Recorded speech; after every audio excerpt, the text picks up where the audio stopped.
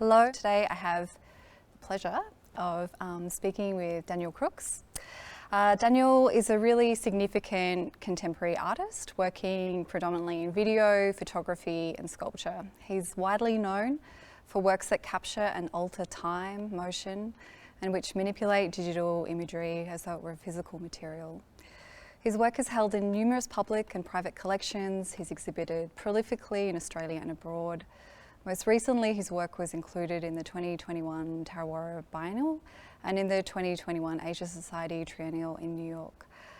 This year, with the support of the Balnaves Foundation, the National Gallery has commissioned a new work, Structured Light, to be shown as part of the Enlightened Festival. It's a vast work projected onto the gallery's western facade, and it's one that also coincides with the 40th anniversary of the original National Gallery building designed by Col Madigan. It alternately celebrates, challenges and extends Madigan's renowned brutalist building and the philosophies that underpin it. So Daniel, at this point you're probably intimately familiar with the building. Can you step us through the origins of your work and the things that struck you on your first site visit to the gallery? Yeah, I came up to Canberra for a site visit and really was just sort of wandering around, I suppose, you know, looking at the building, looking for different angles, trying to get a bit of a sense of it. And then I was actually wandering around under the pedestrian bridge and discovered a kind of, it felt quite sort of forgotten and a little bit neglected possibly. It was the commemorative plaque for the master site set out. And it's an old brass circular plaque, and it's really beautiful. It really kind of struck me. I mean, the first thing that actually struck me about it was one, that it's sitting on this kind of beautiful octahedron. And my first thought was that it's the pioneer plaque or the golden records. It just had that whole aesthetic going on. And of course, then I'm looking at the dates, and it was opened by Gough Whitlam, and it's, 73. And of course, the pioneer plaques went into space, I think 72. Early and late 72 respectively, so it's totally kind of that era, and also has a bit of sort of, I don't know, Swiss design about it as well. And it had like a bird shit on it. I was like, wait a second, what is happening here? But yeah, it was like, oh, this is gorgeous, this is beautiful. And it absolutely sets out pretty boldly at that point Madigan's, obsession with the equilateral triangle. Like it's stated pretty clearly, the height to base ratio, and then everything is measured in this triangular grids coming out from that set out point. Yeah, that really just stuck with me, I suppose. And then, coming back to the building, it's like, oh, of course, yes, triangles, triangles, triangles. It's like, oh my God, the triangles there, the triangles everywhere. And yeah, I mean, that was, I guess, the sort of starting point. And went home, went back to Melbourne, back in the studio, and then sort of, I did a little bit of research on Madigan, and then I was sort of looking into the pioneer. Yeah, went down some great rabbit holes. And just like for maybe the younger members of our audience, can you just speak to like those pioneer plaques a little bit? Okay. So the pioneer program was set up by NASA, and it was literally the first objects that were going to leave our solar system. They were designed to leave our solar system. So they thought maybe what they'd do is put a little business card on the outside of the spaceship for any, aliens who would happen to come across the plaque. And so it's a kind of a crazy task. You're trying to make a business card for the whole of humanity to send into space, and they tasked it to Carl Sagan and another astrophysicist whose name I can't now remember. And it was actually Carl Sagan's wife who did the illustration. Oh, really? Yeah. Oh. So they tried to make this universal language that would be able to talk to anyone and try and convey what Earth was, who humans were, how culture worked, and trying to sum it up on this little tiny business card and a handful of illustrations. And I mean, I challenge anyone who's not an astrophysicist to make kind of heads or tails of it.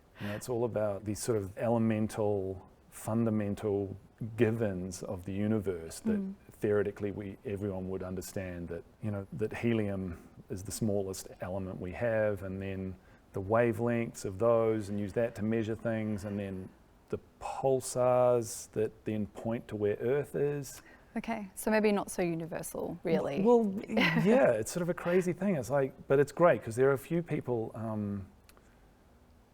who, you know, there's been quite a lot of actual discussion and interrogation of what it actually meant, and, you know, how that sort of plays out now and how we look at it now.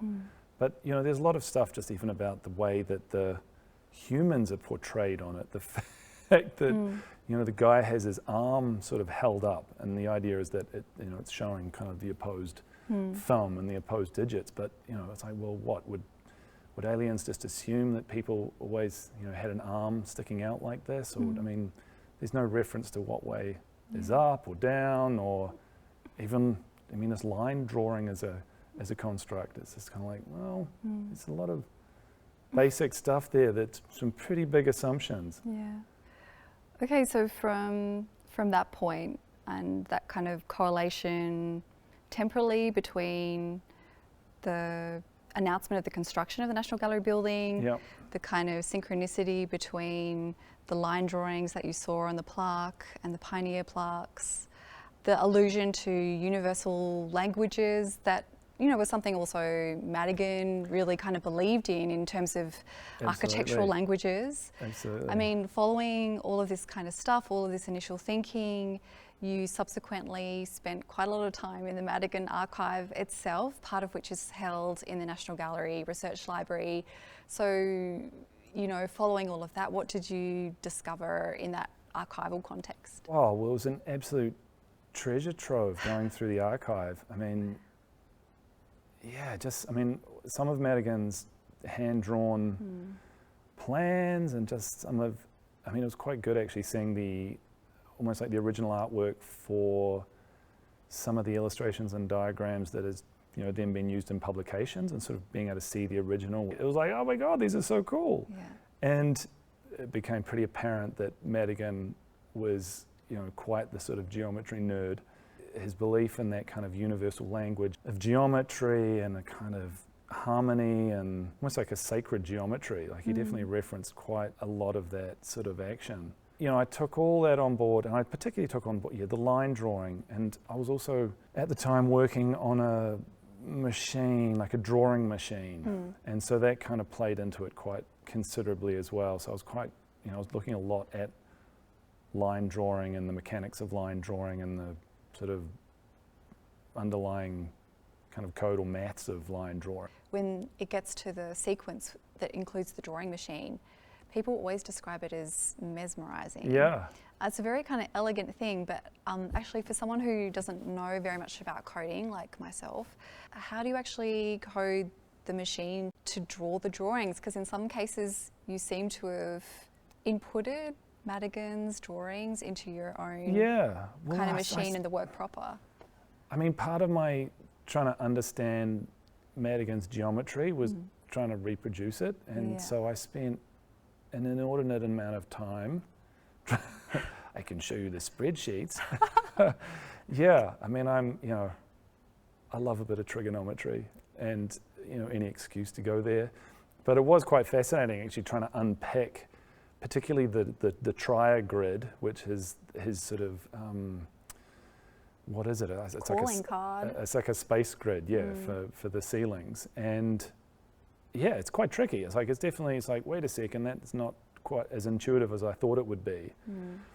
And so I spent a lot of time drawing those and trying to get them correct. And so it sort of seemed only right to, you know, run those through the drawing machine. I mean, it's not really what I sort of built the machine to do, but it seemed like a good starting point. The trick, though, really was the machine is based on a pretty much just CNC machining systems, and you know, they're very good, they're very accurate, they're very precise, but then they have no regard for time as such, and they certainly don't have any regard for choreography. And so when you're trying to make a movie, the choreography of the objects or the machines, as it were, is very important. You know, you want it to draw it in a particular way, and that was actually kind of hard. It was like, it wasn't like using editing software or post-production software, which I'm very used to using with timelines and layers and curves. It was just straight up ASCII code, which is just text files, long lists of numbers, and then trying to kind of copy and paste them into particular orders so that it would draw it roughly in the time that you wanted. Wow. Yeah, so it was actually kind of fun in that way. It was a bit like it was motion control with a sledgehammer. Okay. Maybe that kind of links to something else I wanted to ask, because I think, I've kind of gathered that one of the things you were interested in or speculated on was Madigan as a person and as an artist, and how he, who is kind of like you, someone who is very expansive in their thinking, how would he kind of respond and adapt to the digital technologies that are available to you today? Because as you said, when he was designing the building, it was, totally or principally analog. It was all sort of hand-drawn designs, watercolors, correction fluid. There were a couple of, in the archive, there were a couple of computer-generated renderings that were, super rudimentary. They're kind of exciting. And I did sort of play with some of that stuff for a little while, but it didn't make it into the work. It's hard not to imagine that he would have been a pretty early adopter of the generative parametric action that's happening in architecture, or has been for a few years now, and just, using the computer to make those kind of offers, plugging in simple rules and then letting it do its thing. I do that a lot, not architecturally, obviously, but it's hard not to see him, finding that pretty appealing. As a curator, often working, on an artist or researching them, like historical figures, you kind of feel like you come to know them. Did you have a sense of? A little bit, not really. I was, it was like speed dating, really. Okay. I was sort of charging through it with a pretty sort of visual eye, but you definitely got a pretty strong sense of how upset he was at the end. And that was kind of heartbreaking. It's like, that would be pretty hard to have something that you have poured your heart and soul into and then feel like you're sort of shut out of the process. And and you get quite a strong feeling of that. Yeah. So to give some context to our audience, while Col Madigan built the original National Gallery building, when the building was extended subsequently, he didn't receive that commission, and as you say, he was kind of really heartbroken. And I guess that also taps into this idea of the universal language that he was kind of interested in, the importance of architecture, and in terms of, the foundational form of the gallery, the equilateral triangle, how it could kind of repeat and extend endlessly. I guess that kind of came to a really abrupt conclusion. Maybe it came to a little bit of a meta right angle, as it somewhere does in the building, and it's like, it's a little bit awkward. It's a little bit off. Yeah. It's sort of like, I kind of get it. I'm all there for just like the really sort of deep sort of geometric underpinning, but then sometimes it's just like you just can't be too dogmatic about that stuff, and it's like, Also, I guess like your work really considers Madigan's practice, which kind of takes his drawings but also turns them into other things. For me, one of the most compelling kind of sequences in the work is sort of towards the end, when you essentially kind of propose an alternate or sort of dynamic architecture. Pretty early on in the process, it was something I knew I really wanted to do. Looking at the building and the sort of perspectival vantage points and just going, yes, this, it would be possible to try and overlay an anamorphically correct alternative onto the building. Whether that was going to be possible, it's like, well, of course it's possible, but is it actually doable by me with my limited skill set? So I sort of set out to try and do it. It was kind of excruciating to do. I had to basically build a model of the building. So there are 3 vantage points. So those are the points, like the actual kind of nodal points from which the perspective makes sense. And was quite funny because a few people had sort of said, oh yeah, but if you do that and you're not sitting right on that exact point, it doesn't work and it looks wrong. Yeah. I actually love the wrong. I really love it. I mean, it's it's a whole beans ambassadors. When you see the anamorphic skull, you first kind of realize it's like, what the? Okay, I get it. It's a little bit like that, but I quite like the wrong as well. It's a real payoff when it snaps into perfect perspective. But the actual process of doing it, as always, I mean, these things, I have quite a history of this, of something, it's just a few notes in your sketchbook, a few lines, but actually sort of pulling it off in the real world is remarkably difficult. Remarkably difficult. Oh my God, it was so hard. I mean, we're talking about the 14-year-olds in their bedrooms, and it probably wouldn't, they'd be like, oh, it's easy, no worries. But, for me, it was quite a challenge. And so it was a very exciting moment to see that happen. And I think one of the things I did coming into this project, having a little bit of experience with outdoor projection and it generally being a pretty uphill battle.